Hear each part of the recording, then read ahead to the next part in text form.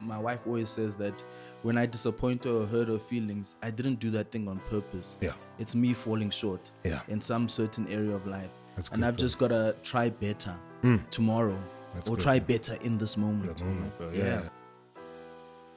But I think it's also important to communicate how you want to be loved and how you need your father to show up as a gent. Sure. Because I think the biggest pandemic in South Africa is the one of fatherlessness. Come on, bro. And from there stems GBV and all these other systemic ills. Because if a man is brought up in a household under a father who is loving, not just a dictator, you get to realize that you don't need to treat women like that. A lot of couples, don't realize that when you get into marriage, you get in with your own dreams, right? And I'm gonna be X, Y, Z, whatever, right? And then you get there and you're like, oh, smack, there's probably no room for me to do this thing. When I was growing up, the addiction to pornography and stuff like that stemmed from like my feeling of rejection, but being able to find a space for a moment where I don't need to open up myself or to that rejection. Those are struggles I still try. I'm navigating proactively nowadays. Hey, what's up? Welcome to That Husband podcast with me, Black Newborn. Here we are husbands who aren't where we want to be, but certainly are not where we used to be. We are imperfect, always failing forward, trying to know better so that we can do better.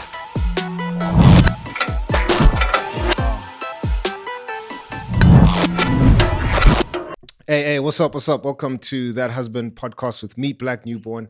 This is where husbands try to know better so that we can do better. Before we jump into this episode, I want to thank everybody who's been supporting us. If you're new around these streets, please don't forget to hit the subscribe button, hit the notification bell so that you're updated on every single episode we drop every Wednesday at 11:30. Two ways you can support us.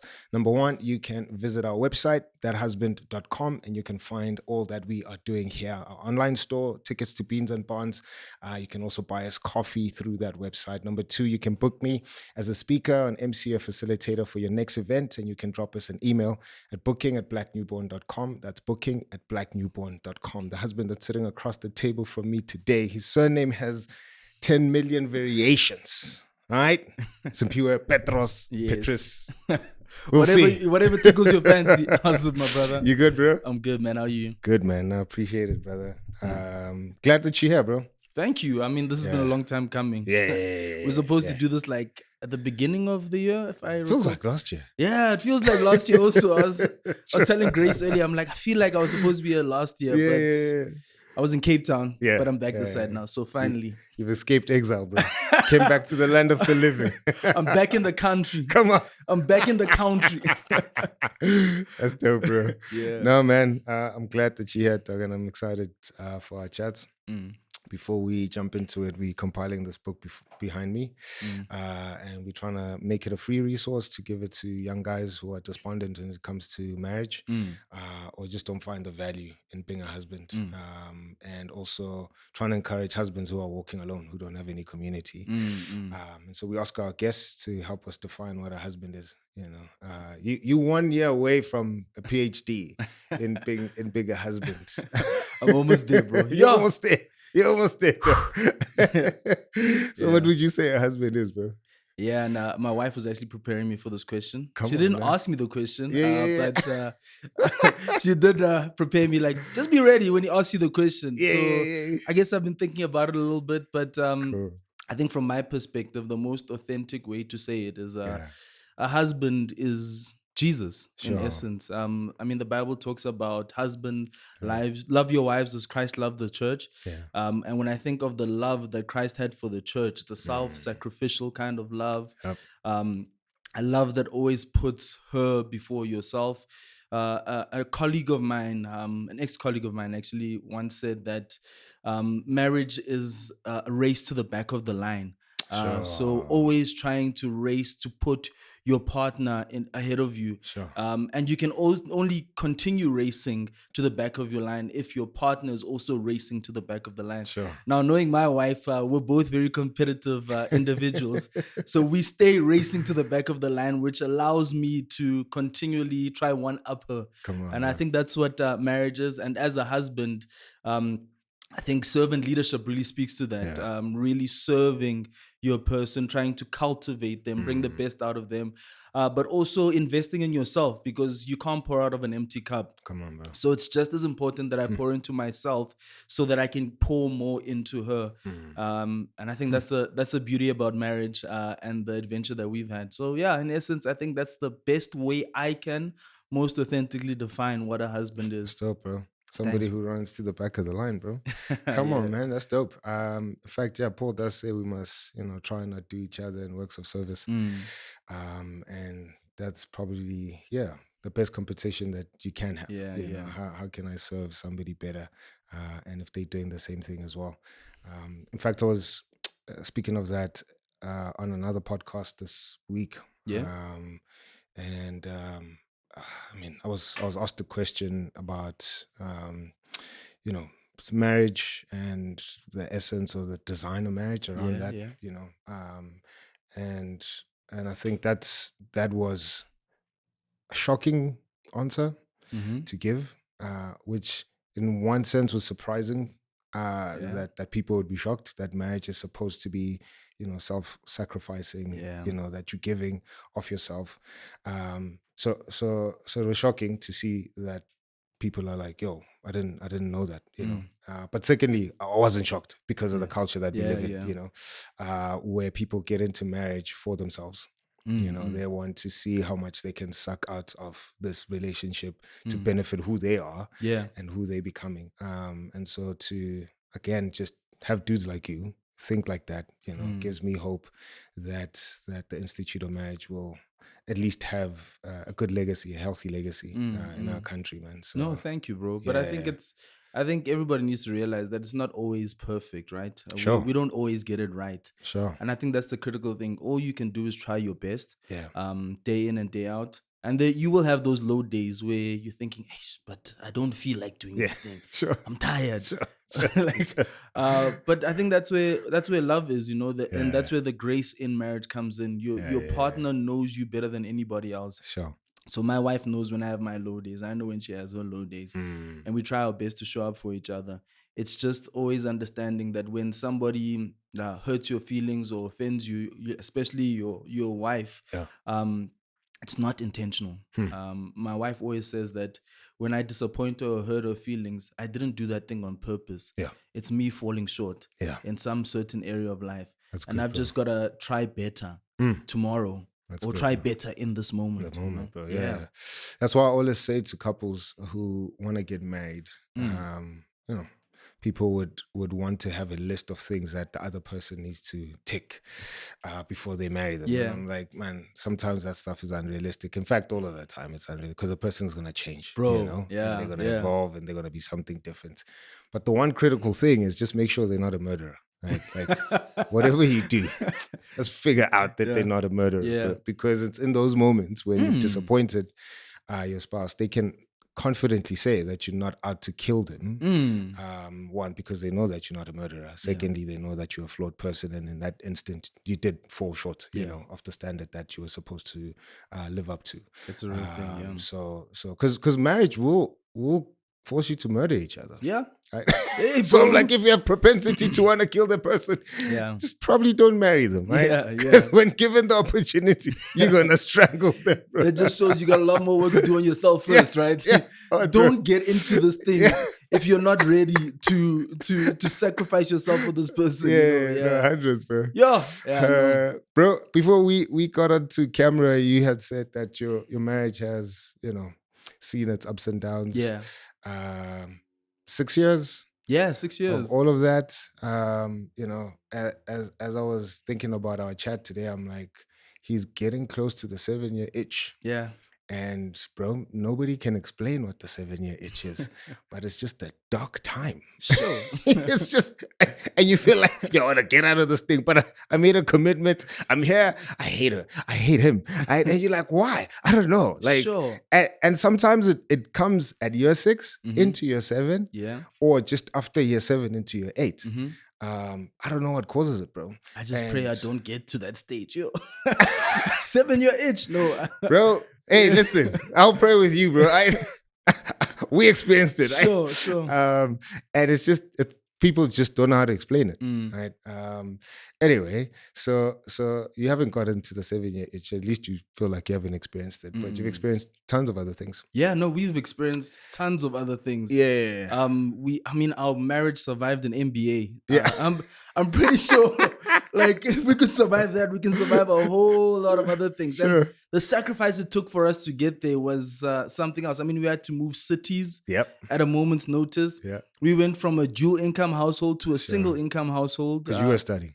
Yeah, I was studying full time. Okay, sure. So that in itself was a test. But I'm just grateful for the fact that my wife was willing to go on that journey with me. I mean, also just in the manner in which we got married, we went from engaged to married in 44 days. Come on. We were both broke. Come on. Things didn't make sense. It's the best, bro. But I love to see how God knitted it all together and made it all work out, because there is no way I can take credit for how certain things happened in our lives. Sure. But the one thing that we always were anchored in is the fact that no matter what we go through, we're going to go through it together.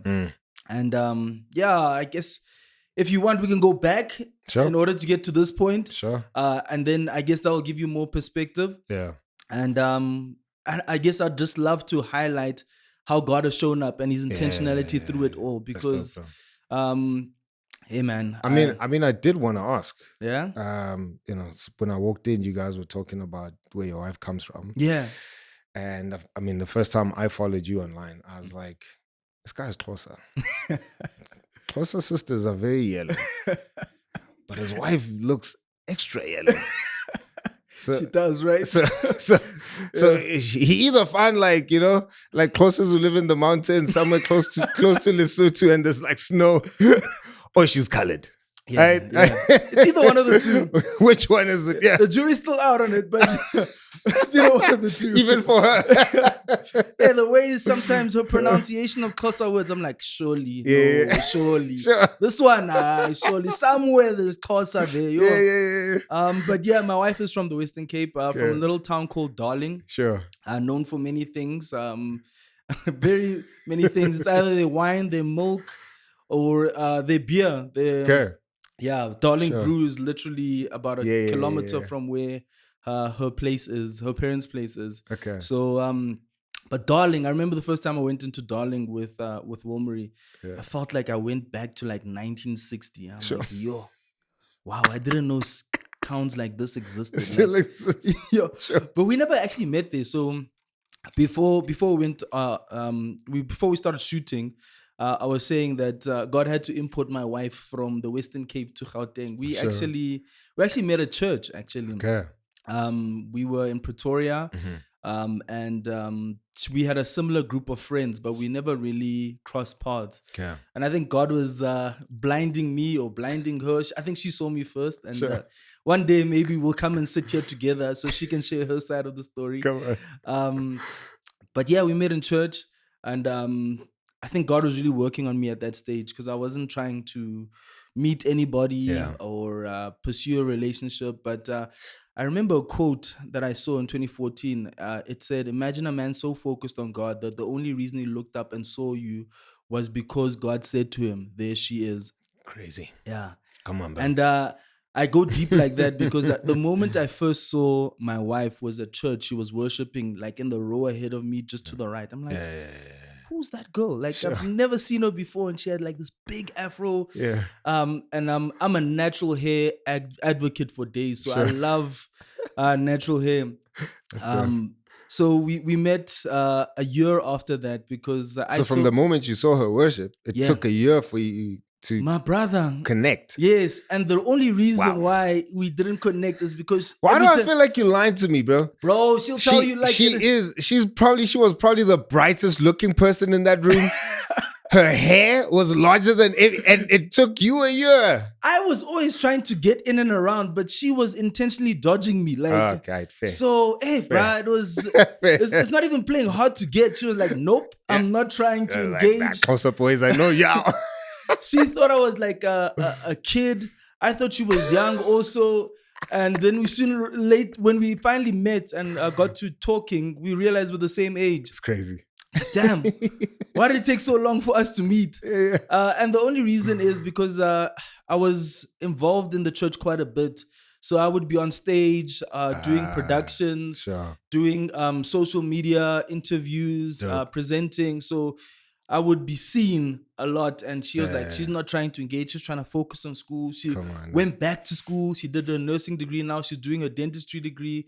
Things are tricky with university and finances and all that. She's like, I don't need a boy in my life right now to distract me. Come on. So eventually, to cut a long story short, we one day got introduced by one of our mutual friends at church. I was walking down the passage going to rehearsals for a production, and she was walking with our mutual friend, and he introduced us. Only 6 months later did I get a chance to actually talk to her one-on-one. Crazy, because she was ducking and diving at church, bro. Ducking and diving.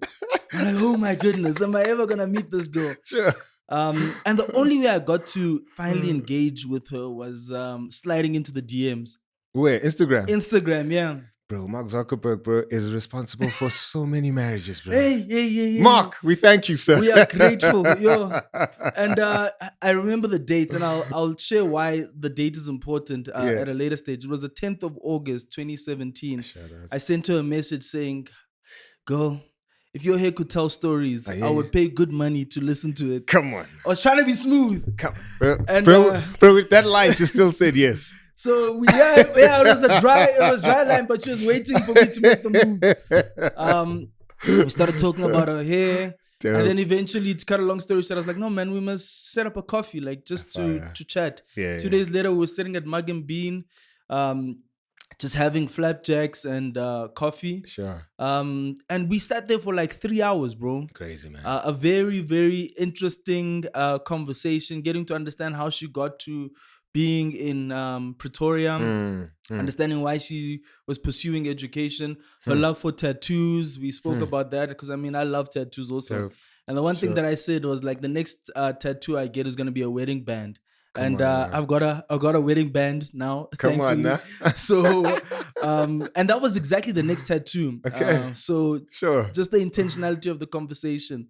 And when I look back, I think sitting there, I knew this one. I think I want to marry this one. Come on, bro. I think I'm really gonna marry this one, and I've never felt like that about anybody. I think in past relationships, I had a little bit of an inch of doubt or whatever. And this one, I had no doubts. Man. And I think I was grateful for that.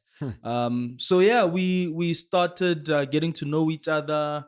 Took me 6 months to say, yo, let's make this thing official. And let's start. So you guys were just friends in the 6 months? Yeah, friends, but with the intention of getting to dating, right? Dope.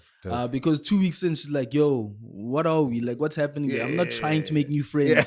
I'm like, I respect that. I'm not trying to make new friends also. I'm trying to get to know you, to see that if we can really make this thing a lasting thing. So she was willing to go the journey with me. By the way, a disclaimer. I just want to say that my journey and my wife's and I's journey isn't the memo. It's not perfect. So don't think because I'm sharing the story that this is how it's going to work out for you, because this is a crazy journey and adventure. So from there, 6 months, she says yes. Yeah, but this is after 6 months. In the 6 months, we're going through Bible school. And in Bible school, we're going through relationships and courting and understanding what courting is. We got one of the senior leaders in our church, a couple, to really guide us and mentor us in this relationship.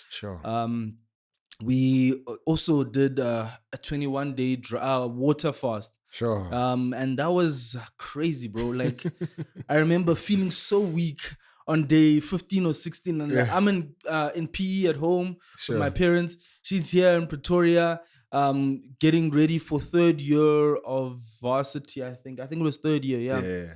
And like in day 15, I'm like, yo, I can't do this anymore. Like, I just want to eat something. Like, I don't know if I'm weak in the knees because of love, yeah, or because of food. Dog, I didn't know at that point, and like I wasn't even hungry. I just felt so weak, man. But I've never felt so close to God at the same time, because there was so much clarity at that point. Yeah. But we lost so much weight, especially my wife. People thought that no, something is wrong here. It's probably a good strategy to get into the wedding suit, bro. Yeah. Like, but not even that, though. I think it was just a good foundation to get into the relationship, because now we knew if we can go through a 21-day fast without eating food, just drinking water and apple juice occasionally, then no matter what we face, we'll be good. We'll be good. Who initiated the fast? I think it was me, interesting enough. And I was watching a lot of Miles Monroe sermons at the time. And Miles Monroe was talking about fasting. Hey, Miles Monroe, may his soul rest in peace. That guy was a visionary leader, and I really look up to a lot of his teachings. And he was talking about a 21-day fast and what you'll go through a 21-day fast. And we went through everything. Like everything that he said in that 21-day fast to the team was exactly what we went through. Eventually, we get to day 21, we break the fast, and we following the steps on breaking the fast. You can't eat solid foods immediately. You have to drink soup, and then day by day, you start introducing things that can be easily digestible, like veggies, fruits, and all of that. And we got through it, man. And after the fast, we're like, nah, it's time. Let's make this thing official. Let's date. And we started dating in February of 2018. Dope. And it was really, really good. It was an adventure. We got to know each other a lot better, spend time together. We were both so broke at this time. Like, I was so broke. And that's what I emphasized. Like, we didn't have anything perfect. I remember I'd go visit her at Res, and I've got like something like 50 rand in my account. But I was like, no, let's just go to BP. There's like a food thing there. We'll just get something small and have dinner or something. Like, and I think I appreciate the fact that we started there. And like, I was just in a weird phase in my life, trying to transition careers and all of that. From a background in engineering, I just felt like that's not where my life's purpose is. I was in the media space at the time, trying to do radio and TV, but that's not what God wanted me to do. I think God knew that I don't have the character to sustain the levels of fame that I was aspiring towards. And then now I was trying to transition into education, and that's where we found ourselves. So 2018 Feb, you get together. You get married. August 2019. And in that year, you guys planning for marriage, planning for the wedding? Bro, not even. Like, we had the intention to get married, but we didn't have the money or anything figured out. So we're just dating, figuring things out. My wife is studying full-time dentistry at the moment, right? She's doing night shift nursing just to pay her bills, her car installment. Thankfully, she doesn't have to pay for rent or anything like that. But we're just trying to get by. At this moment, I'm trying to establish a leadership academy in schools. I'm also trying to figure out what to study next. I was running an after-school homework program for students in Mamelodi at the University of Pretoria Mamelodi campus at this stage. Trying to figure out how to get into education. Do I want to pursue an MBA at this stage of my life, or do I want to do like a PGCE to get into education? Eventually, I lean towards more the education side. 2019, I start coaching at a school in the east of Pretoria, Maragon Mooikloof. It's a high school. And the reason why I mentioned Maragon Mooikloof is because the headmaster at the time just saw something in me that I didn't even see in myself at that stage. I was applying to be the first team hockey coach, and he's like, no, man. Yeah, we'll take you for first team hockey, but there's so much more to you. Don't settle there. He eventually employs me to be an intern teacher at the school, teaching maths and science to grade 8s and 9s at the stage, and maybe one grade 10 class. And I think that's where the love for education started. Yeah, it was an interesting journey. Yeah. And yeah, we're going through this journey together. Sure. And but obviously our journey is not just smooth sailing. It's Yeah. filled with many So how do you eventually decide to get married. Yeah. Okay, Because you're figuring life out. this is Things are up and down. She's doing night shift. She Yeah. probably like is not there in the morning to be a Yeah. girlfriend. Yeah. Yeah. Right? We're just trying to make it work, right? Sure. So there's a moment, I think it's mid-June of 2019. Correct me if I'm wrong. So I keep on looking there because she's here. She's in the room. She's in the room. She's vetting. Yeah. I think it was June. Yeah, it was the middle of June 2019. It was a Tuesday, I think. Sure. She sends me a message saying that her car got repossessed. Sheesh. Yo, I was like, what? So she sends me pictures of her car getting towed and the car being taken. Yeah. Sheesh, So she's hitting a real low. Like school is doing the most. It's hectic. Yo. She starts seeing like patients, I think, at the time, or she's doing more practical work in dentistry. So she can't really focus on this thing.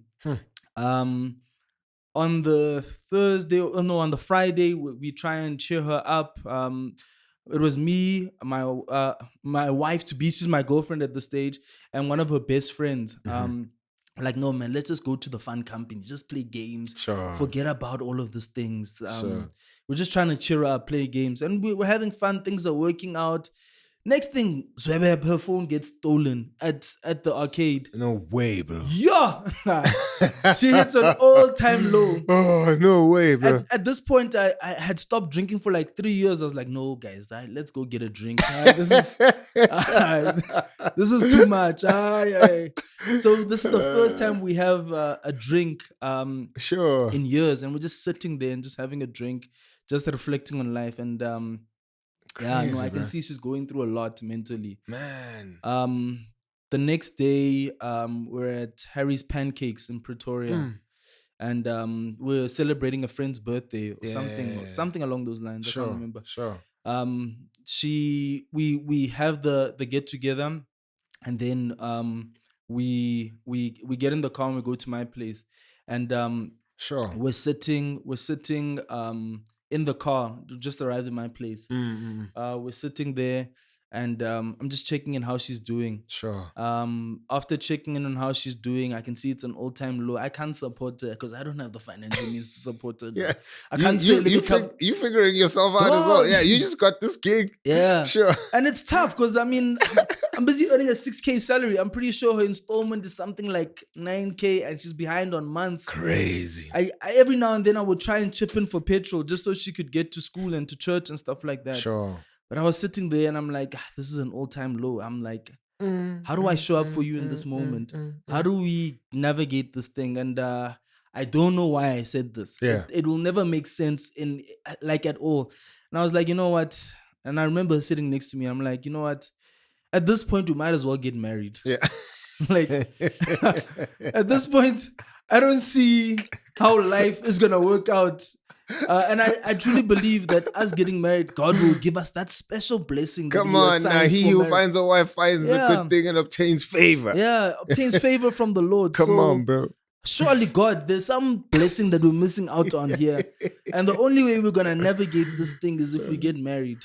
I don't know if this is going to work out. I'm 29. She's about to turn 29 at the end of the year. Sure. And then she's sitting there, she's like, oh, yeah, okay, well, we might as well get married. Man. And that was me proposing. There's no ring at this time. There's no lobola negotiations. We haven't asked for blessing from parents. My dog. I'm just like, nah. Fire. We might as well get married. Fire. I think it was 2 days later, June 16. we go to a coffee shop near my parents' place, and we're sitting there with my mom. Yeah. We're sitting there and we're telling her that this is what's happening. We're thinking of getting married. At this point, we just want to go to Home Affairs, sign the papers, pay our 76 Rand, and then move on with our lives together. Yeah. We're not trying to get a big wedding. We're not trying to get a pasta or whatever. We just want just to sign the papers and move on. Yeah. My mom is sitting there with us, and she knows that we're both going through the most. Nothing is figured out. Sure. And then my mom says, you know, if you had just told me 2 days ago you'd be married by now. I'm like, what? What do you mean? Like, it's like, we don't have to have this thing figured out. We just need a time that's convenient for all of us. Crazy. Today's a public holiday. We could have just gotten you married now. She's like, Crazy, bro. when's the next public holiday? Wait, this is your mom saying This is that, my bro. mom. And a couple of months back, it's crazy, bro. Like, that's why I said disclaimer at the beginning. 2 months before this, my mom is like, nah, you know, I was walking, because my mom walks every morning. Yeah. And I just saw myself planning your wedding. Crazy, bro. I'm like, wedding? I don't know how this is gonna happen. Are you firstborn at home? Yeah, I'm the first. Okay. So I'm the firstborn son. I had an older sister Okay. who was my half sister, Yeah. and she passed away in 2010. Sorry, man. Sheesh. No, thank you very much. And it was just, it was that she lived a tough life. Sure. But she was my big sister. So, but for my parents, I'm the oldest, so I'm the firstborn. So yeah, she's like, nah, I saw myself planning your wedding. I'm like, okay. I don't know. Hey, God will figure that one out. I'm not. I don't have the answer to that. So we're sitting there, and she's like, "No, man. When's the next public holiday?" And it was August 9th, Women's Day. Yeah. It's like, no, let's plan for August. We can make something happen in August. I'm like, okay. I don't know what we're gonna make happen. We just wanted to go sign papers. We just need 2 witnesses, and then move on. Sure. She's like, no, let's make it happen for the family and just close friends, and see what we can do. At this point, do you have any idea of how her family might react? No idea, but I'm trusting the fact that her parents are gonna be happy. Yeah. And I'd already met her parents at this time, because I went to Darling in December of 2018. I think it was December of 2018 when I met the parents. And Wumri was always telling me that my mom has always been hardcore towards boys that she brings to the house. Sure. But the day I met her mom, she was so confused, because her mom just embraced me, bruh. Crazy. I was like, oh, okay, this might work out. Like, I was psyching myself up to have a hard time with the mom. Sure. And in the past, it's always been the dad that I needed to try and get approval from. But Omri's dad was always just like embracing, super chilled. Sure. Yeah, so I was psyching myself up for her mom, and she just embraced me. I was like, okay. No, she sees something that we don't see at the moment, and our parents are happy with what's about to ensue. So after we spoke to my mom, the next people we needed to talk to, I think, was Wumri's parents. We did a video call, and they were super excited. They were happy. I was like, yo, God, this is your thing, actually. We've got blessing from our parents, so the next thing is to try and talk to our pastors that we submit under. And this is where the story gets a bit shaky. This is why before we started shooting, when you asked anything and everything, I had to verify anything and everything. She said use wisdom. But I need to mention this part of the story because it's important. Sure. I'm not going to mention the church's name. If you know, 100, you know. That's all I can say. So I tell my pastor, and he's happy. He's like, oh, this is amazing. Like, the plan at the moment is to try and get married in PE. So that's my hometown. One of the pastors that I've always looked up to is in PE. PE is a lot closer to Darling than Darling is to Pretoria. So it just made sense to for the families that we go that side. So my pastor's happy. Wilmary's pastor is happy, but the pastor that she reports to within the children's ministry is a bit taken aback by this. And this is where the drama ensues, because she talks to my pastor, and then now my pastor is doubting, like, why are they getting married so soon? Because the question is, why so soon? I think they thought Wilmary was pregnant. 6 years later, we're still waiting for that child. We're still waiting. That child should be getting ready to go to grade 1 next year, but that child is nowhere in the picture. And that just caused a lot of turbulence in the 44 days. How do they define quick? Exactly, right? And I think that's the thing, because the way we're doing things is so unconventional that I guess it doesn't make sense to them. But because it makes sense to our parents, I'm like, nah, man, I'm moving straight ahead. We're moving together. We've got the blessing. Our parents are happy. The couple that we sought mentorship from in the church were when we sat them down for coffee, they knew, like, they're like, these people are going to tell us they're going to get married. Sure. So they gave us Sure. their blessing as well. Sure. Now, these other pastors are not too happy, and it's getting a bit shaky because this one pastor speaks to my pastor, and now my pastor starts doubting and questioning. Then he calls me, he's like, are you sure you don't want to delay your wedding by a couple of months? I'm just a bit concerned about why it's so soon. I'm like, when I heard why so soon, I knew where this is coming from. Sure. And then I'm like, no, pastor, that's not how it is. Like, our parents are happy. I don't understand why you're questioning why so soon. Because I mean, we spoke about this 2 days ago. You were happy. I told you that we're gonna go to PE. We're gonna get married in PE under this pastor who's still part of the church, and he's known me. The pastor in PE has known me for years. I mean, he was in Pretoria with us. He saw a lot of potential in me while I was a student, and then he moved to Joburg and then later Port Elizabeth. So he knows me. Sure. And I always felt that he was the one that's gonna marry us. So then I'm very confused by this. To cut a long story short, the church made it very difficult for us to get to the point where we're getting married because we didn't really get enough support in terms of signing the register before we went to PE to get married.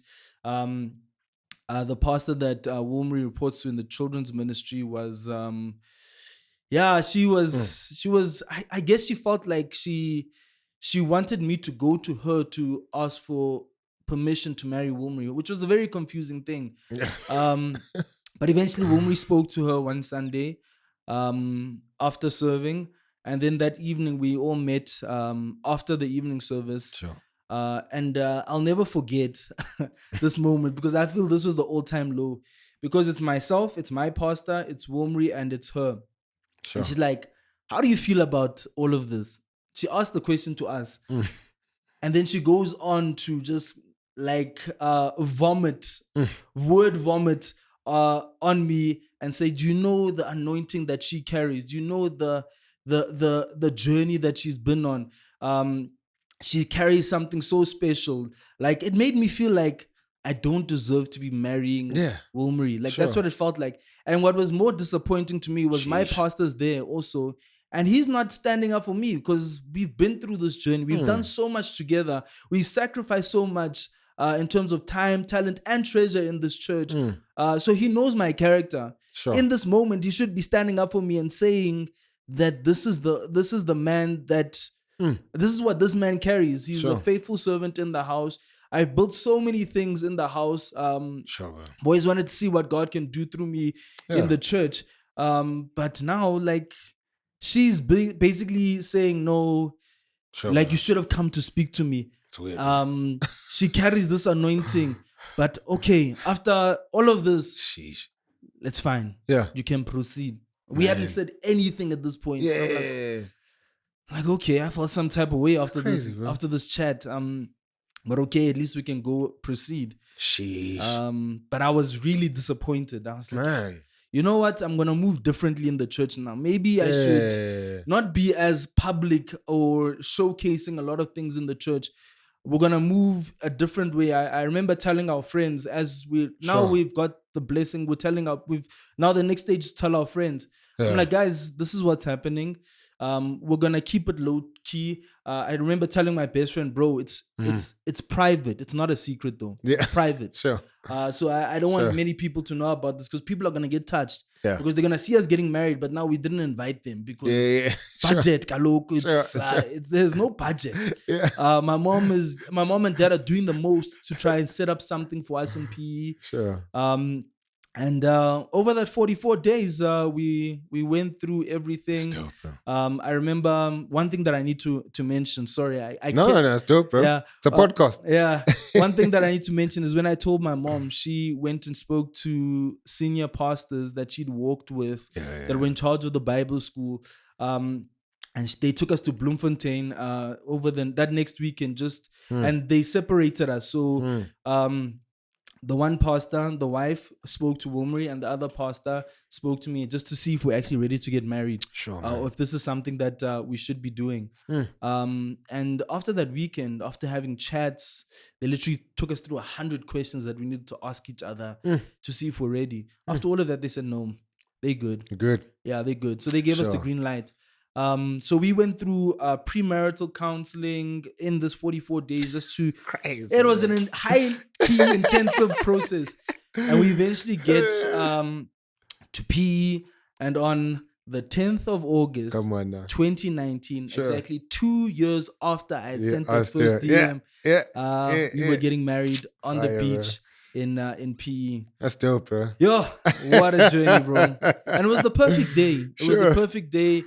My family was there. Womri's family was there. Close friends of ours were there. The wind in PE was like, we'll give you a break. Hey, we're not going to blow in your face. Hey, my brother.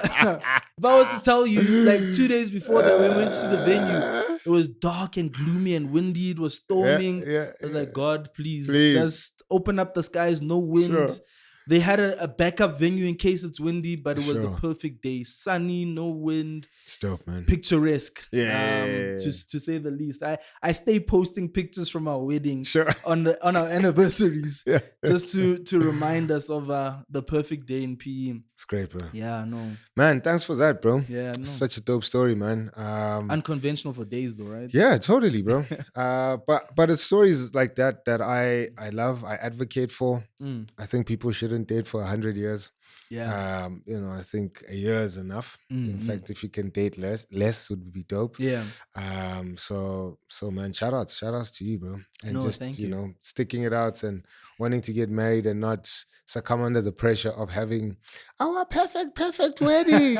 It really was our perfect wedding. Where there's 10 helicopters, chariots, convoy of bikes. So shout outs, man. And shout outs to your parents for showing up that way. That's why I was also shocked, because I'm like, it's very rare. Yeah, exactly. For parents to just be like, yeah, sure, let's do this thing, That's why I say God. It's only God that could have made this thing work out in the way that it did. Sure. It's not out of our own strength. It's just like, yo, it's dope, these two need to be together. Yeah. And after we got married, man, that blessing, that blessing I was talking about? Yeah. Hey, I've seen it in the last 6 years. The floodgates open, bro. Hey, financially, mentally, peace of mind, opportunities. Sure. Yeah, sure. That's just dope, clarity, That's good, bro. A lot of clarity. That's good, man. And maybe take us through some of those years. I mean, you spoke now, obviously, earlier on, rather, moving from a dual income household to a single income household. What prompts you to make that decision? What conversations are you having leading up to actually taking that leap? And I ask because a lot of couples, don't realize that when you get into marriage, you get in with your own dreams, right?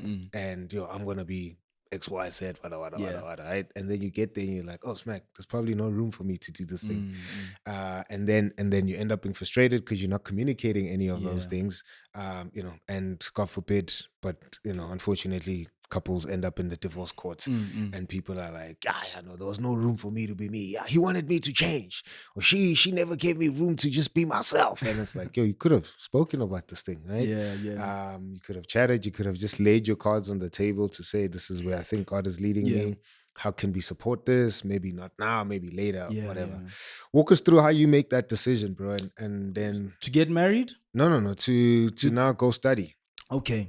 To now go study, again, you broke before. Yeah. Blessing. Yeah. Now you're both earning, and now you have to say, yo, let's live on one salary just so that I can go finish my MBA. Yeah. I guess just to give you context, so like I said, when I met Womri, she was doing her second degree in dentistry, right? So now we're getting married in 2019. She's in fourth year of dentistry. And then 2020 is final year of dentistry. Yeah. So she's still studying full time. I'm earning my 6,000 rand salary as as a coach and intern teacher. So I think you'll see the pattern time and time again, how we've always shown up for each other when it comes towards our academics. Because I think academic excellence is something that we both strive for. So in 2020, I'm the only one working at the moment. And she's finishing off final year. And yeah, God opened up a door for me to finally do my PGCE in 2020, so that I could be a qualified teacher by the end of that year.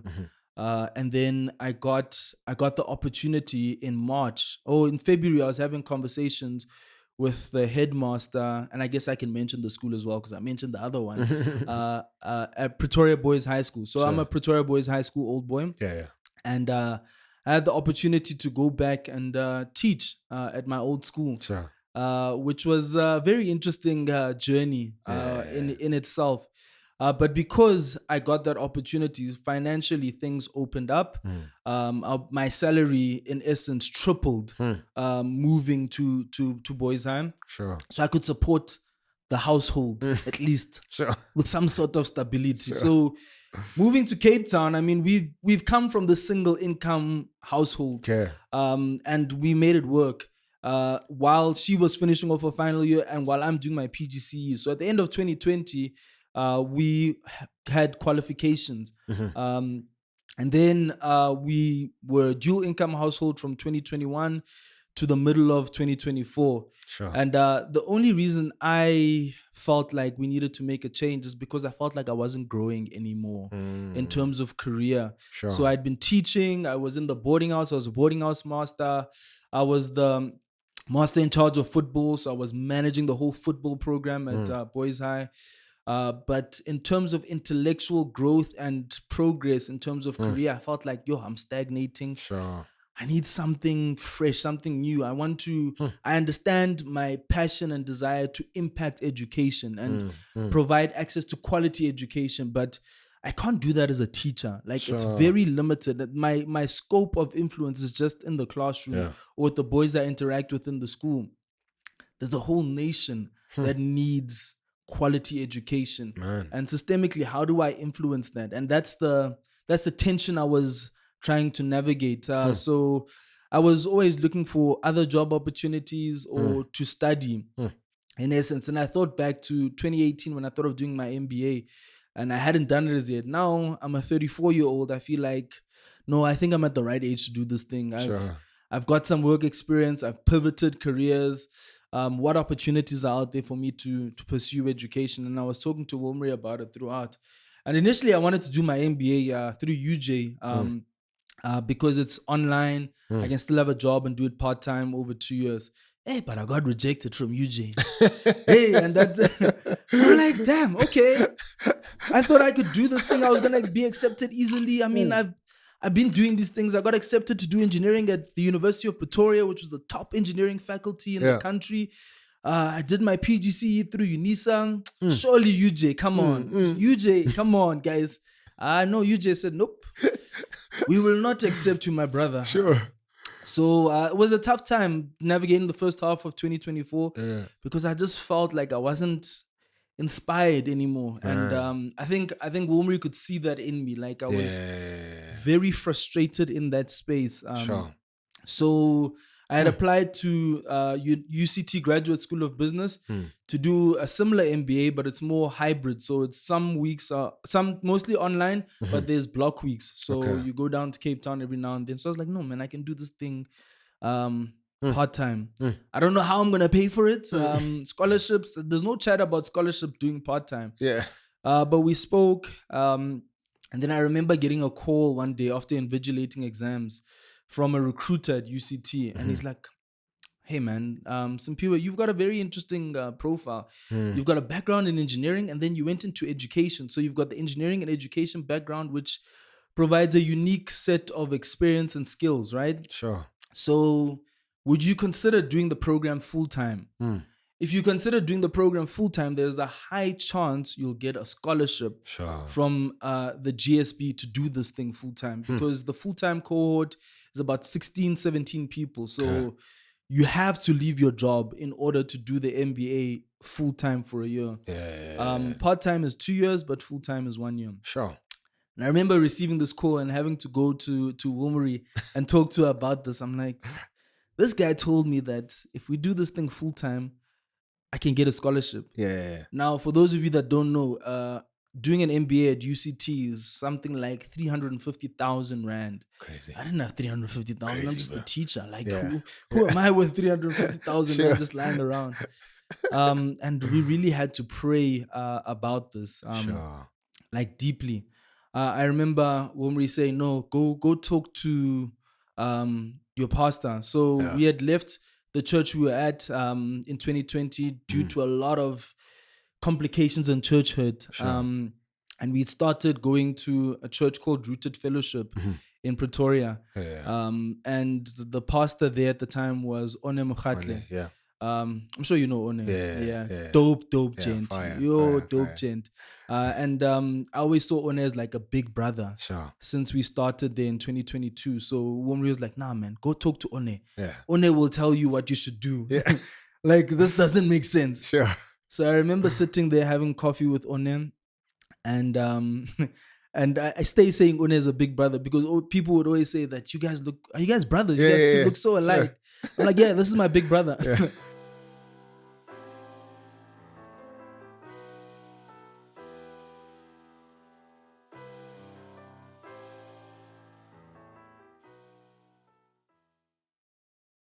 And and I stay saying One is a big brother because people would always say that are you guys brothers? You guys look so alike. Sure. I'm like, yeah, this is my big brother. Yeah.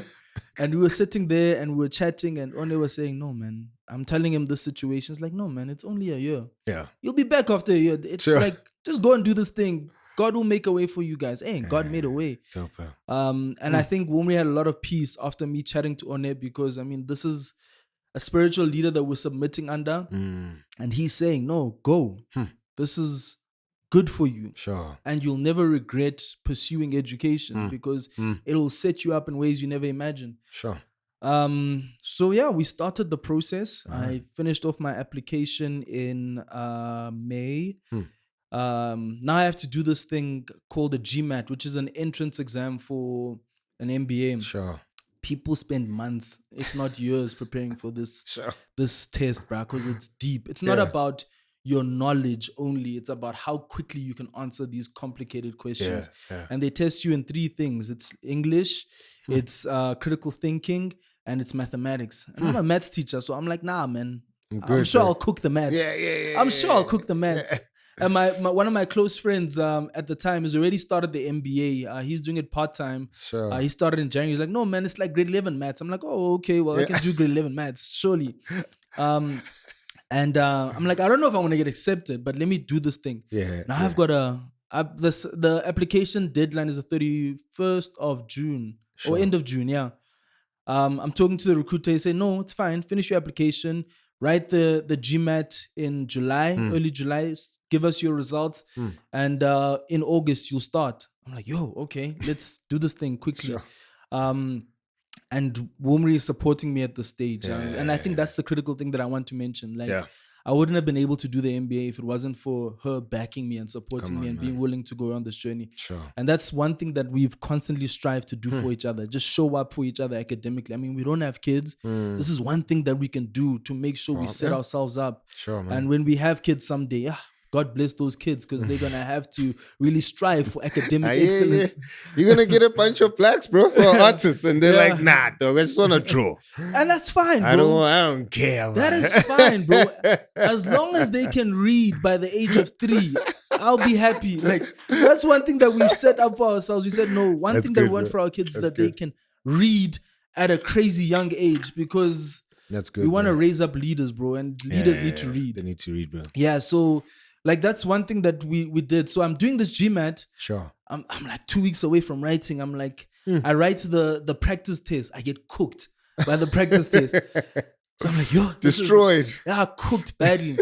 I'm like, okay, no. It's school holidays. Let me lock in and figure this thing out. So I spent a couple of days in PE at home. Sure. With my parents. I'm studying. I come back 3 days to the test. I'm like, okay, now I really need to lock in. I haven't studied like this since my engineering days. Sure. I would spend every hour of every day building up to the exam, studying and practicing and getting quicker and faster. Sure. I remember the night before, I'm like, okay, let me do this practice test one more time. I still get cooked. I'm like, oh Lord, I don't know what's gonna happen tomorrow, There's but no turning back. there's no turning back. I paid the money. I'm gonna do this thing, and I'm gonna write. Sure. So I wrote the test, and thankfully I got a score that was acceptable to the university, bro. and I got in. Crazy. And I get accepted on the I Crazy. think the 8th of July. Yeah. And then I haven't told work that, yo, this is what's happening yet. So on the 9th of July, I'm going into work. I'm like, I need to set a meeting with the headmaster, and I tell him, yo, this is what's happening. I got an offer to study my MBA full time at UCT GSB. They haven't confirmed my scholarship as yet, but I'm like, hey, they are willing to offer me a full scholarship. So I'm talking in faith, like they have offered me a full scholarship. Sure. And my headmaster asked me, like, I'm sure we could cover this MBA. Like, how much does it cost? I'm like, 350K. He's like, okay, we definitely won't be able to support you in that. It's like, That's not when are gonna you work. quitting? When do you need to leave? I'm like, well, it starts on the 12th of August. It's a month from now. It's like, oh, shucks. Yeah. He's like, okay, that's tough. But he said that I need to put in notice for the month. Yeah. And on the 31st of July was my last day as an educator. And we're busy packing our lives. And on the 4th of August, we arrived in Cape Town. Man. A week and a half away from starting the MBA. Sure. I still haven't got the scholarship yet. But I'm like, nah, man, we're going, here. We're here now. The scholarship, God, it better come through. There's no other way. And literally a week before I started, the email to say, congratulations, you've got the scholarship. Sheesh, bro. And like that's why I say, like, man, we, as long as we're together, yeah, and as long as we're walking in obedience to what God had planned for us, sure, the outcome, it's irrelevant because that's in God's hand. Dope, and God opened the door, and I started my MBA on the 12th of August 2024. Man. And we are living as a single income household in Cape Town where rent prices are out of this world. Bro. It's not South Africa. No, it's not South Africa, those prices. But we made it work, and God provided. Like, yo, I'm just grateful for the fact that we never lacked in anything. There was no time where we were just eating noodles or something. God made a way. My pension came through. It supported a little bit. Now I had to rebuild that pension.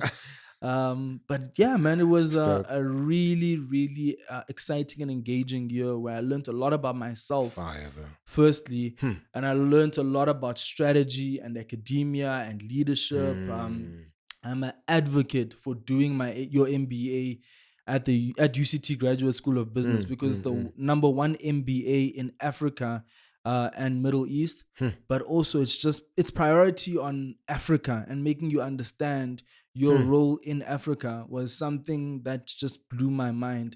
And I love the fact that we were in Cape Town, close to Wilmary's family. We got to spend a lot of time with her family, spend a lot of time with her sister.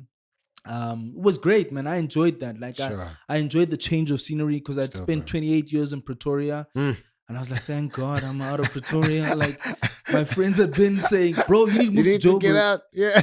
And like, there was no way of getting out of Pretoria. Like, Pretoria had me in golden handcuffs and the chokehold at the same time. And now we're living in Cape Town. We're staying in an apartment. I don't know how we got that apartment, but the apartment we're staying at has got a view of the waterfront to the right. In the distance, you see Robben Island. And then to the left is Table Mountain, the face of Table Mountain. I'm like, yo, God. You could breathe, bro. Yo, the air, it was so fresh. I'm like, yo. And I'm amongst my people. I'm a Xhosa. It really allowed me to enhance my Xhosa because I've been living in Pretoria. So dominated. To Spitori. Let's talk about the fact that it's Spitori more than your tongue couldn't bend like that anymore. But yeah, and I think when in answering your question, the only way that we could have transitioned from a dual income household to a single income household is because of God. And his provision for us. He knew that this is what we needed, but I needed more than anything else because I know I'm a completely different person after that MBA. And they intentionally curate the MBA to expand your capacity and make you realize that you won't be able to achieve things academically if you don't depend on your syndicate group. You have like something like 3 or 4 readings to to prepare per class. So you've got like something like 12 readings a day that you have to go through. That's crazy business, bro. You're not going to be able to go through all of that by yourself. But I always emphasize the fact that I wouldn't have been able to do it without Womri being willing to go on this adventure with me. They say the MBA is the marriage breaker, but didn't break our marriage. Come on now. We had to do this thing together. Come on now. I'm grateful for that journey. That's fire, bro. I'm so grateful. That's fire, bro. Yeah. Speaking of it being a marriage break, I was thinking now, what has struggle served as for your marriage? Because at several points, being broke, getting married, being a single income household, being dual income household, you transitioning into a new career, now going to Cape Town, etc. There's been tension and character development. For yeah. So what role has struggle played in your marriage? And then you're probably sick and tired of this. Like everyone is, why aren't you having kids? It's been 5 years. It's been 2 years. Now it's 6 years. Why aren't you having kids? Right? We are tired, my brother. Bro. I know that because we waited 5 years. Yeah. And like after I'm like, yo, shut up. Yeah. Omri to be able to be in the career that allows her to excel in terms of time and financial blessing. And I'll be in a space where I have time and financial blessing to be present in my children's lives. Bro. So I think that's what it's made us aware of. And then to answer your second question around kids and when are you guys having kids? Womri's best friend, or two of Womri's best friends, always say, but guys, come on. I want to be an aunt. So why are you waiting so long? I'm like, hey guys, relax. Like I was doing an MBA. The MBA was the baby. Now she's doing her master's in ortho. The master's in ortho is really the baby, but we definitely are in the space where we're ready to have kids. I've been telling Romy, hey, my girl, I'm having baby fever. Like, if we can't have a baby, at least allow me to have a puppy. Like, like I love dogs. I love kids. Kids love me also. Like, like one of our close friends in Cape Town, close couple of hours. And I'll mention them. Shout out to David and Ongi because come on, the Clutas. The Clutas are amazing. Like they really have a daughter, Elena, and Elena is somebody that doesn't warm up to people very easily. But she warmed up to me quickly. Her and I are like best friends, bro. And I think the Clutas made me realize that no, man, we can start a family. And I'm actually open to having a daughter, like first in the South Africa that we live in. I've always wanted a son first, but hey, man, Elena won my heart and warmed me up to the fact that hey, man, my baby girl will be my best friend. Come on, bro. And I'll make sure she realizes that she doesn't need to seek approval from some guy out there. When some guy out there on the street says you're beautiful, like she must say, tell me something I don't know, because my dad tells me that every day. So we are definitely open to having kids, but I think the big thing we needed to do was ensure that mentally, emotionally, psychologically, that we're ready for that. We need to make the radical and crazy sacrifices to set ourselves up in that space. I mean, if we had a kid now, we wouldn't have been able to go to Cape Town. No. Like you'd up and leave. Yeah, like it's not gonna work. So we've done crazy things, right? At this point to be where we are. We've had one heck of an adventure in Cape Town. We've had many adventures as a dual income household with no kids, a dink. We've enjoyed one night stays at random hotels. Can't do that with a child, right? So we've just maximized on the season that we're in because when we have kids, we want to maximize on that season without any regrets. And hey, who knows? Maybe a year from two or now, a year or two from now, we might just have one or two little ones in the picture with that puppy. Knows. With that puppy. Then you must come with all of them, man. Come back with all of them. Yeah, definitely. Speaking of kids, bro, do you get your just your hunger for academics from your dad, mom, your parents still together? You know, and how is that relationship with you and your dad particularly? And did he did he also say like, no son of mine is gonna be a panzula? You're gonna be an academic and nothing else, right? So it's a good question. Sure. When it comes to no son of mine, that's my mom. She was Okay. like, hell no, you're not gonna, because I wanted to go into film and TV, Come like on, straight nah. out of high school. But she's like, hey, Would have been a waste of money. hey. I blew that money, bro. Yeah.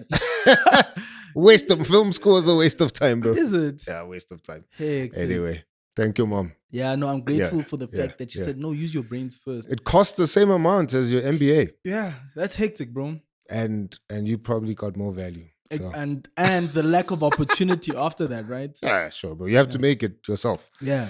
And these film schools just sell you lies, bro, on how your like your career is gonna be after school. And it's like, what career? Yeah, The career was the 3 years that I gave you money. Yeah. Right. So anyway. No, that's Sure. facts.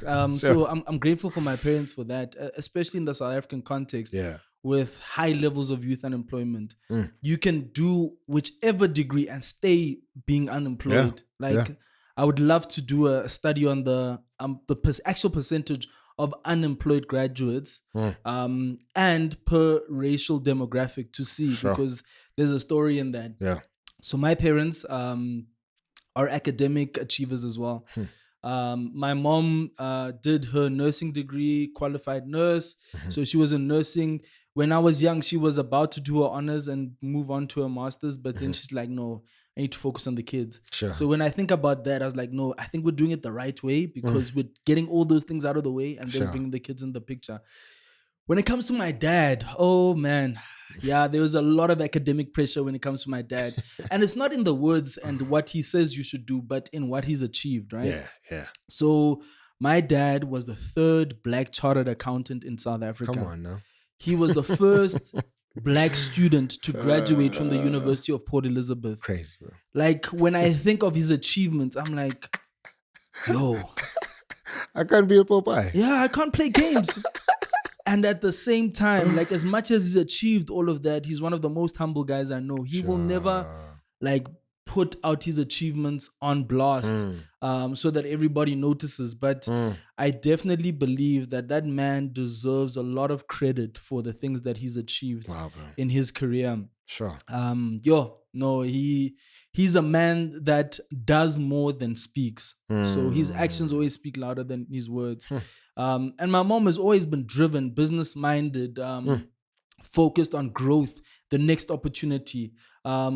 My dad is very risk averse. My mom is a big risk taker. Which is normally the other way around. Yeah.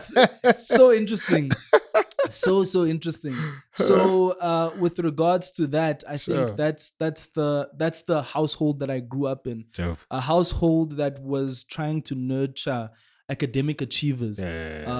So my mom would always make sure that I go to the Kumon mats, that I go to the tutoring if I need help with tutoring, prioritize a balanced lifestyle. So as much as I'm focused on achieving in academics, in sports, you must excel there as well, because there's a relationship there that most parents don't tend to realize. As an educator, living in the boarding house, being a house father and being house parents with my wife, we got to realize that if a boy is idle, oh man, they get up to trouble quick, bro. So you gotta get them and expose them to as many sports as possible, because they're hidden gifts and talents that you're birthing and them being exposed to that. So my parents always pushed me to do the cricket, the soccer, the hockey, athletics.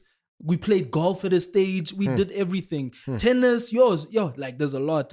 And I just guess they were trying to keep us busy. And my younger brother and I were the two that always played in the garden. So we'd play sports, play cricket. My dad would play cricket with us.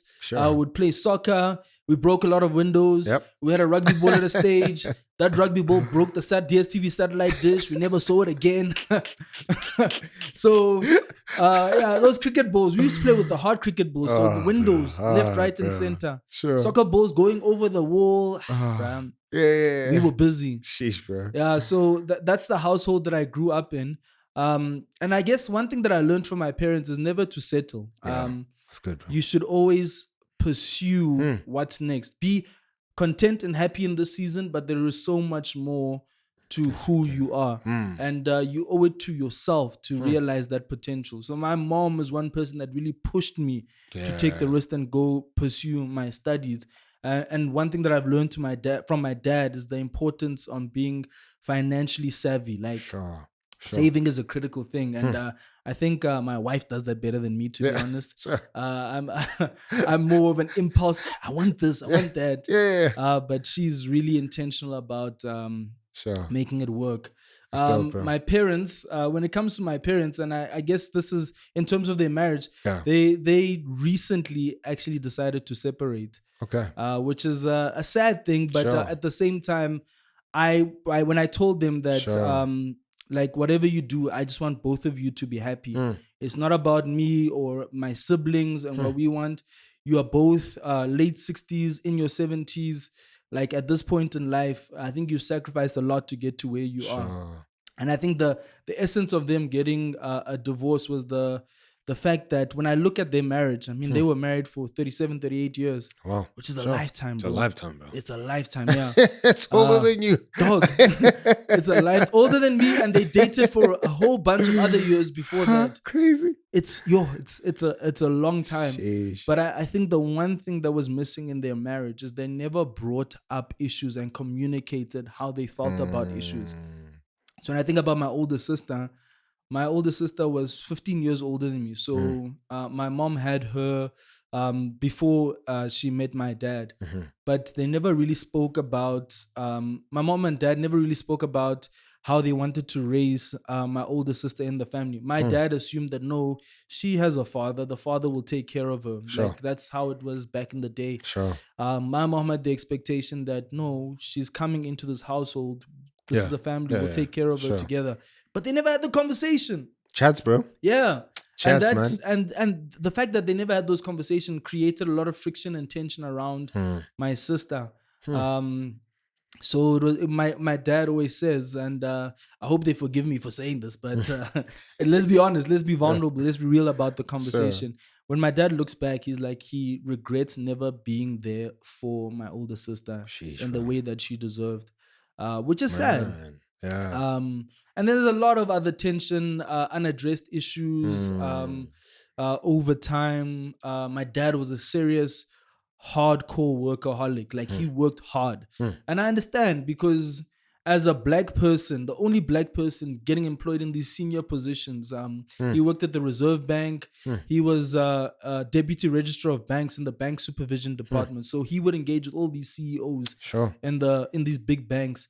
So he had to be meticulous about preparing for work. Before he signs off anything, he would need to make sure. So he didn't really have a good balance in terms of work and at home. He'd bring work home. On Saturdays while I'm playing sport, he's reading through something but also watching me. But my dad was there. He was there. Shout out.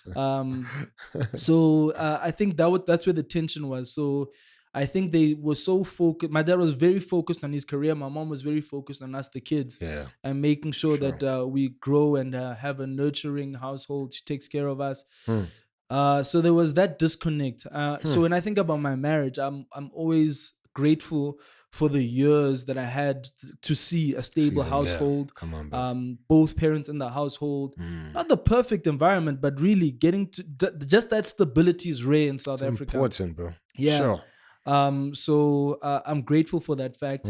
I'm sad that they had to call it a day, but I'm glad that they are both happy and still healthy. That's the most important thing for me. That's good. And when it comes to my relationship with my dad, which is the other thing that you asked, my relationship with my dad was very turbulent when I grew up. Sure. I guess it's because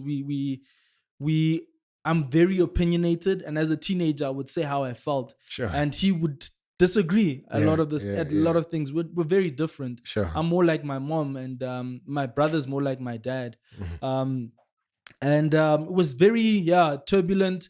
Living in the same house was quite tough. We would not understand each other. But I think now, since having moved out of the house, it's a lot better.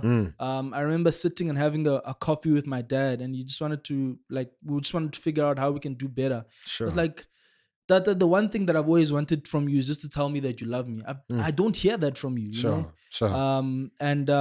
Since then, like, he's very intentional. That was years ago. Fire, bro. Shout outs to him, man. Yeah, it's great to hear, because I think it's never too late to fix that relationship.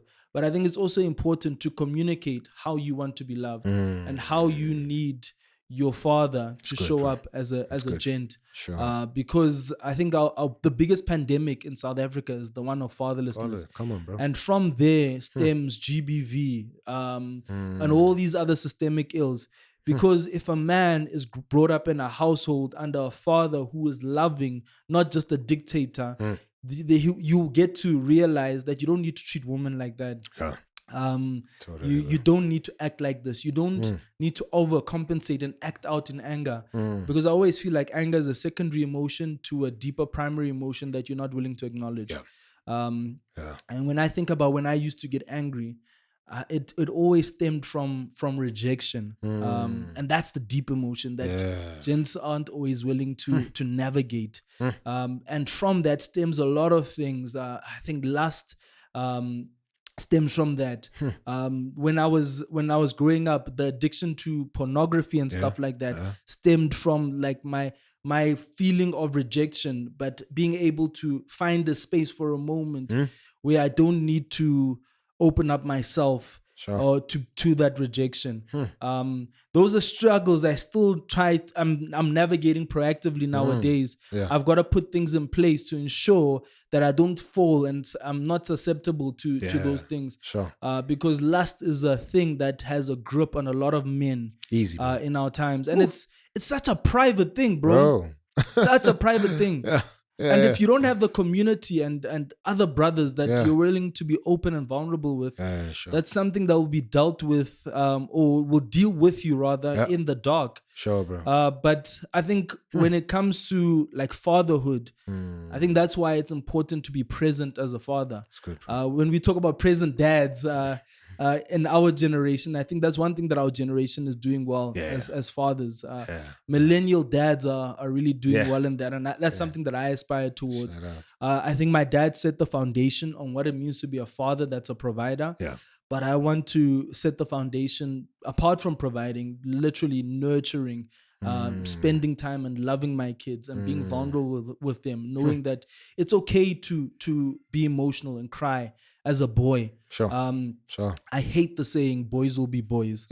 Boys will be what they are taught. And it's up to us as fathers to cultivate that in them. That's good. Boys need their fathers just as much as girls need their fathers, but boys in South Africa, boys need fathers, and we need to try and fill that gap in those spaces where there's a lot of fatherlessness. I think that's one thing that I saw as a teacher at Boys Home.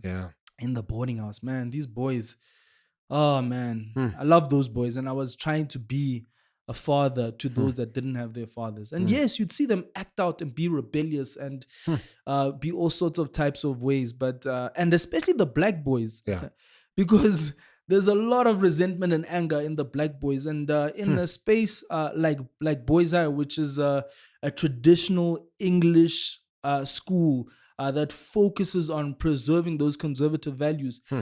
If you're coming in as a black boy or a colored boy, an Indian boy, like, what does conservative mean towards your culture? Like, I mean, the definition of conservative, and Google it, is adverse to change, holding on to traditional values.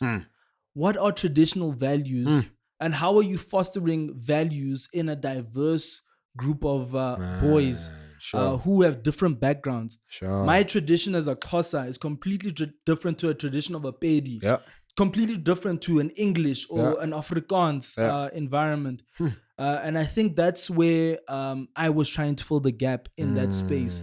Like being able to relate and engage at that level. And I think I had the privilege because I was there as a schoolboy, and I was always trying to be the teacher that I never had in that space. I see. Because it's tough, man. It's very, very tough. And I think there are a lot of... Boys High is not exempt to it. There are many schools like that. Great schools in South Africa. But I always feel the one thing that's lacking is engaging a diverse group of boys from their level of understanding. It's a diverse school, but we need diverse teaching staff that can engage and relate. These boys need to see somebody that they can relate to and aspire towards. Sure. And I think that's when I look back at my relationship with my father set a standard in terms of excellence, in terms of work and academics. Sure. So in terms of work ethic and academics, I need to use that as my foundation to go higher. But there are lessons being learned in my conversations with my dad on how I can do better, how I can show up. Which is important. How I can show up for my wife. My wife is my priority first before the kids. Yeah. I'm going to love my kids. I'm going to love my puppy that's coming.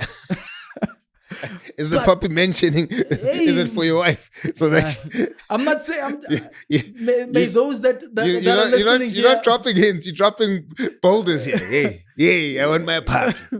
But and I think I'm mentioning that because definitely, no, we both love dogs, but I love dogs more. That's funny, man. Yeah, and I've got a soft spot for dogs. Hey. Come on, bro. But my wife is my priority. That's one thing that I'm trying to hammer across, because that's your first ministry, is to be a husband. Hundreds. And you've got to give your best in that ministry for the other things to flow naturally. Yeah. You can't raise kids properly as a father if you're not a good husband or a great husband, because your kids are seeing your actions more than your words. Like you need to set an example to your kids on how to love and nurture your wife and cultivate your wife, because that's what you want for your sons. And your daughters need to be able to realize that this is the standard that I deserve. So I will never settle for anything less. Sure. Yeah. That's the thing. Yeah. Bro, that's fire, man. Thank you, bro. Man, appreciate you, bro. And just so much wisdom you've given us, so many gems that you've shared with us, brother. It's so inspiring. And we need more. We need more gents who critically think like you, bro. No, thank you so much, bro. I'm grateful for you also. I appreciate you too, bro. I mean, what you're doing here. Yeah. I can only imagine the burden of what you're doing. Trying to rewrite the narrative of what it means to be a husband in South Africa, in the world at large. Sure. That is a big ministry. Sure. And we stay praying for you. Thanks, bro. Because these are the necessary conversations we need to be having. Definitely. We need to establish a standard. And I appreciate one thing that I want to go back to, is because we were at Beans and Bonds last week, is you said something so profound that I will have failed in what we were trying to achieve here if my daughter doesn't, this podcast still continues, and my daughter doesn't have a husband that's been cultivated to that standard. Sure. So that's a real thing, bro. Sure. Like, Thanks, bro. So shout out to you, and we see what God is doing through you and your team. I appreciate it, and keep it up, man. This is important. Bro. Thanks, man. Yeah. In closing, bro, please tell us. I suspect you have stories about Mr. Big Bill. Mr. Big Bill. Yeah. Big Bill Schroeder. Yeah, come on, bro. Oh, man. I've got too many stories. Yeah. Man. Oh, may his soul rest in peace. He passed away recently. Sure. Yeah, that's somebody that was a big mentor in my life. So remember I told you about the headmaster at Maragon Mooikloof, Mr. Chris Simon. Those were two big examples and mentors in my life, especially when I was starting to navigate the education space. Mr. Chris Simon unfortunately passed away in 2021 due to complications in COVID. And that was a big hit for me. And my wife and I really had a good relationship with him and his family. And I think he set a standard on why it's important for men to be in the education sector. And men that value Jesus and walk in that space for Jesus. Big Bill, interesting enough, he would always say that he's agnostic, but the leadership that he embodied, was a servant leadership that was very close to what I believe Christ was trying to model for all of us. He was, I think, one of the greatest headmasters in Boys High's history.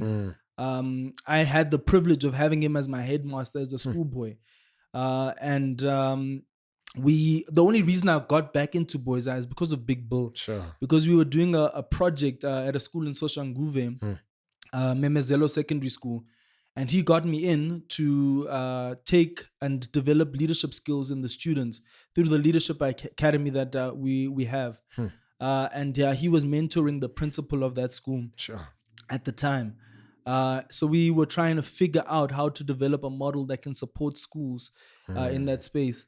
Big Bill like really made me realize a lot about me, a lot about the importance of quality education Sure, in man. our country, the importance of privileged schools partnering with schools that are less privileged in order to raise the standard of education.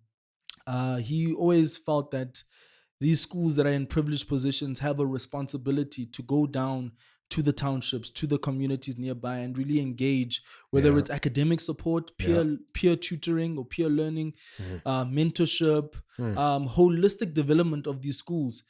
Kids don't need to leave the township to get quality education. Sure. We need to have quality schools in the township. Bro. Yeah, schools that are even better than schools here in the city. But you need to remember the complexity and nuance of the township and the whole other aspect of violence and abuse and all sorts of things in the township that children are going through. Sure, So it's going to require a collaborative effort from all fronts. We can't just depend on the Department of Education to fix our problems in terms of education in our country. And that's what Mr. Schroeder made me realize.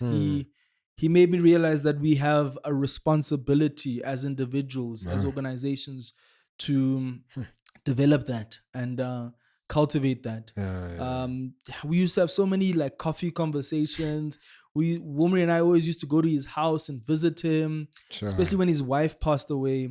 We had a great relationship. He really inspired me a lot, and my dad also had a good relationship with him because he used to serve in the governing body while Big Bill was headmaster. So they had their unique relationship. And then I had the opportunity to really have a close and intimate relationship with him and learn a lot from him and his heart for education and boys.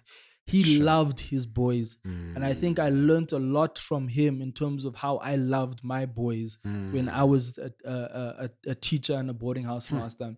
When it came to naughty boys, don't look at the surface.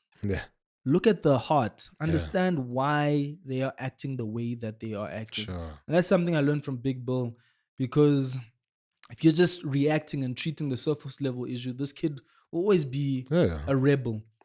But taking the time to sit with them and understand where they're coming from, that takes a lot of time and sacrifice. I used to have a lot of one-on-one conversations on the benches with the boys. But I think the boys appreciated the fact that I was open to having those conversations.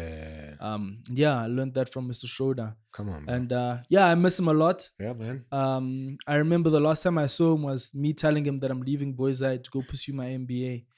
And I knew he was sad that I was leaving, but he was also excited of the fact that I'm going to learn a lot about myself and be able to pursue things within the space that are his legacy. I still believe in education.